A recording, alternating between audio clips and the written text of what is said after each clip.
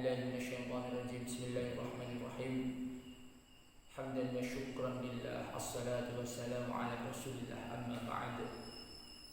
Kaum muslimin muslimat rahimakumullah dimanapun berada, pada kesempatan yang insya Allah penuh barokah dan sangat singkat ini, saya ingin sedikit menyampaikan beberapa hadis atau nukilan dari kitab-kitab salaf yang berkaitan dengan mahabbah atau rasa cinta kita kepada junjungan kita Nabi Agung Muhammad sallallahu alaihi wasallam.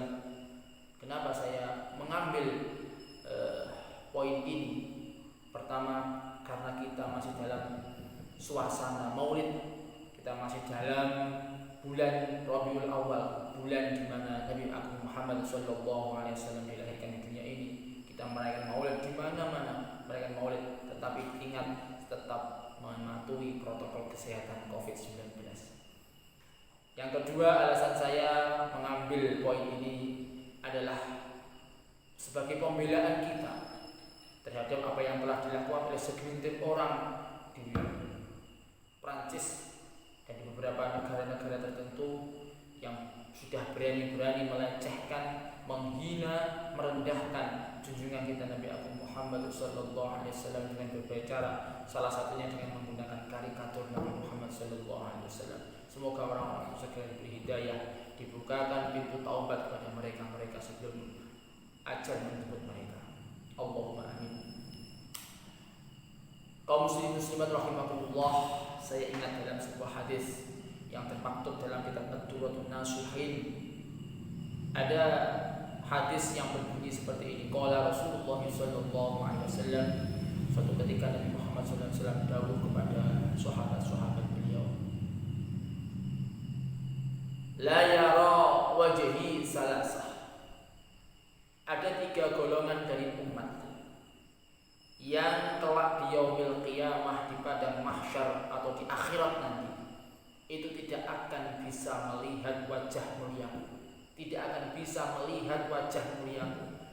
Dari sini kita bisa menyimpulkan orang 3 golongan ini tidak bisa melihat wajah beliau, tidak bisa bertemu kanjeng Nabi, apalagi mendapatkan syafaatul udma dari kanjeng Nabi Muhammad sallallahu alaihi wasallam. Semoga kita tidak termasuk dari 3 golongan ini. Apa saja 3 golongan ini? Yang pertama, aqul walidain, orang-orang yang di dunia, ketika hidup di dunia, berani durhaka kepada kedua orang tua, berani menyakiti hati, perasaan maupun fisik dari kedua orang tua. Na'udzubillah min dzalik. Maka di akhirat kelak orang-orang yang seperti ini tidak akan bisa melihat wajah kanjeng Nabi Muhammad sallallahu alaihi wasallam. Dan golongan kedua yaitu watariku sunnati, orang-orang yang tidak mau mengikuti sunnah-sunnah kanjeng Nabi. Sunnah adalah sesuatu yang dulu dilakukan oleh kanjeng Nabi, baik berupa qauli, fi'li maupun takriri. Dan orang ini tidak mau melakukannya dengan berbagai alasan. Orang yang seperti ini nanti masuk dalam kategori orang-orang yang tidak bisa melihat wajah mulia dari Nabi Muhammad sallallahu alaihi wasallam. Dan yang terakhir yang berhubungan dengan mahabbah yang saya sampaikan tadi, wa man dzukirtu indahu falam yusalla alayya. 3 golongan yang ketiga yaitu orang-orang yang ketika nama atau asma kanjeng Nabi disebutkan di sampingnya, dia mendengar nama Nabi disebutkan di sampingnya, falam yusalla alayya, dia tidak menyebut atau dia tidak mau berdoa sholawat atau bersolawat kepada kanjeng Nabi Muhammad sallallahu alaihi wasallam. Makanya kalau kita mendengar dimanapun, kapanpun kita mendengar nama Nabi Muhammad sallallahu alaihi wasallam disebutkan, maka kita harus sontak secara spontan, hati kita tersentuh, hati kita tergerakkan, kemudian mulut kita mengucap sholawat Allahumma sholli alaihi, Allahumma sholli wa sallim wa barik alaihi, sallallahu alaihi, dan lain sebagainya. Itu membuktikan bahwa kita sangat mencintai Nabi Muhammad sallallahu alaihi wasallam. Hal ini sangat berkaitan erat dalam sebuah redaksi yang ada di sebuah kitab yang monumental karangan atau mu'alif dari mu'alifnya adalah muasisi Jam'iyah Nahdlatul Ulama, yaitu Khawdatul Syekh Haji Hasyim Asy'ari. Kitabnya berjudul An-Nurul Mubin fi Mahabbati Sayyidil Mursalin.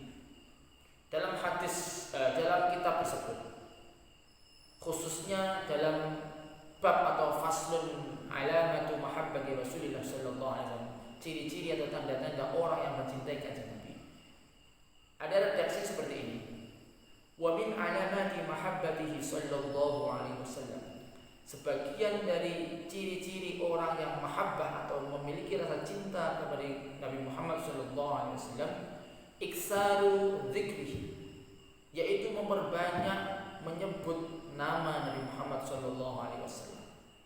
Artinya orang itu selalu atau senantiasa menyebut nama Nabi Muhammad dalam sholawat-sholawatnya, dalam doa-doanya, dalam zikir-zikirnya, bahkan dalam setiap tarikan nafas, dalam setiap langkah di mana dia berada, selalu Nabi Muhammad SAW. Itu salah satu ciri orang yang mencintai kanjeng Nabi SAW.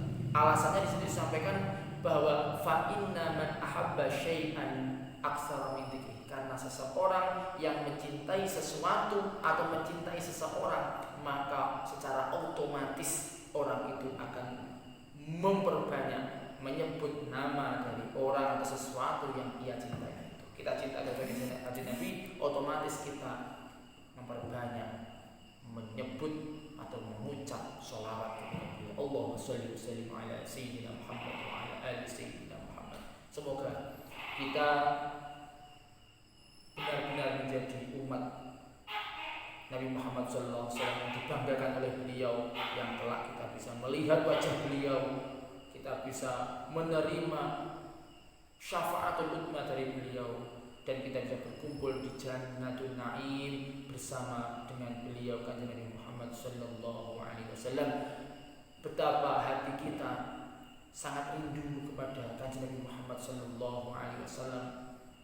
Memang dalam hadis, dalam kitab Nurul Mubin juga disebutkan wa min alamati mahabbatihi aidan, salah satu dari alamat atau tanda orang yang mencintai kanjeng Nabi yaitu syauqu liqaihi sallallahu alaihi wasallam. Kita memiliki kecintaan, kita memiliki kerinduan yang sangat untuk berjumpa, untuk bertemu secara langsung dengan Nabi Muhammad sallallahu alaihi wasallam. Semoga kita mendapatkan anugerah dari Allah Subhanahu wa taala, yaitu kelak bisa menerima syafaat dari beliau, bisa bertemu dan memandang wajah mulia dari beliau Nabi Muhammad sallallahu alaihi wasallam.